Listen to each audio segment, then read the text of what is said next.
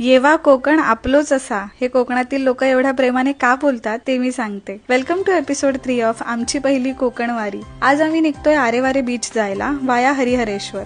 सकाळी 8 पर्यंत आवरलं आमचं आणि नाश्ता करायला गेलो आणि 10 वाजेपर्यंत चेकआउट करून बॅग कॅरियरला बांधून निघालो। हरिहरेश्वर दिवेआगार पासून 34 किलोमीटरवर आहे, सो आम्हाला पाऊण तास लागला पोहोचायला। बीचवर आल्या आल्या एका सावलीत कोकम सरबत घेऊन बसलेलो, कारण ऊन खूप होतं, त्यामुळे बीचवर जायचं नव्हतं आम्हाला। नंतर हरिहरेश्वर मंदिरात गेलो, तिथून चुकून ही भलतीच वाट पकडून या व्ह्यू पॉइंट जवळ आलो। काय सुंदर जागा आहे ही, पण ओव्हरऑल जागेचं क्षेत्रफळ आणि त्या मानाने तिथे असलेली गर्दी बघता अर्ध्या पायऱ्यांवरून परत फिरलो। या क्यूट काकींकडून बोरं घेतली आणि आरेवारे बीच कडे जायला निघालो। कोकणातले रस्ते इतके सुंदर आहेत आणि आज तर आम्ही बोटीतून जाणार होतो। बागमांडला ते वेशवी ही फेरी जाते, इथली लोकल लोक पण फेरीनेच प्रवास करतात। इथे बसल्या बसल्या me not so good vada pav खाल्ला, कारण खूप भूक लागली होती। इथून राईड एन्जॉय करत करत दुपारी 3:30 वाजता एका रॅन्डम हॉटेलमध्ये आम्ही लंच करायला थांबलो। इथे आम्ही तासभर वेळ घालवला, कारण उन्हामुळे खूप थकायला होत होतं। तासाभराने पाहिलं तर अजून आरेवारे बीच 2 तास लांब दाखवत होतं।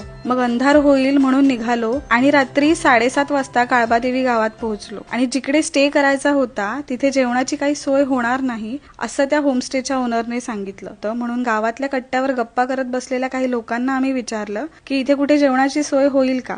तेव्हा आम्हाला कळलं की गावात काही लोक जेवणाच्या ऑर्डर्स घेतात, पण रात्री 8 नंतर कोणी जेवण देईल याची शंकाच होती। तरी तिथे बसलेल्या 4-5 लोकांनी फोन करून जमेल तेवढ्यांना विचारलं आणि एका ठिकाणी आमच्या जेवणाची सोय झाली। मग डायरेक्ट त्या काकींच्या घरी आम्ही जेवायला गेलो आणि जे त्यांनी घरातल्या लोकांसाठी बनवलेलं तेच आम्हाला वाढलं। आणि मी पहिल्यांदा फणसाची भाजी खाल्ली, ती फॅमिली पण खूप छान होती। आणि इथे पोटभर जेवून आम्ही या खूप ऑसम होमस्टेला चेक इन केलं। याचे डिटेल्स नेक्स्ट एपिसोड मध्ये देईन, स्टे ट्यून्ड।